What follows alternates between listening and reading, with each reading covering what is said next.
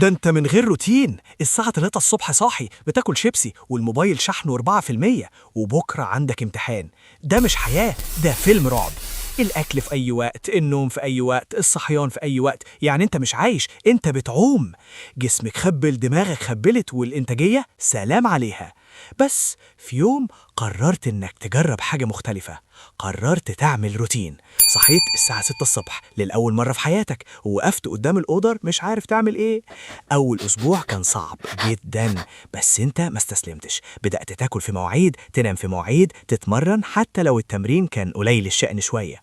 أسبوعين بعدين نفس البني آدم بس فرق شاسع. صحيان مع الفجر، الشغل خلص قبل الظهر، وعندك وقت تعمل اللي بتحبه. الروتين مش سجن، الروتين ده حرية. الناس اللي من غير روتين بيتأخروا على الحياة، والناس اللي عندهم روتين بيجيب الحياة نفسها. اتحدى تعمل روتين أسبوع واحد بس، وتقولي في الكومنت حصل لك إيه.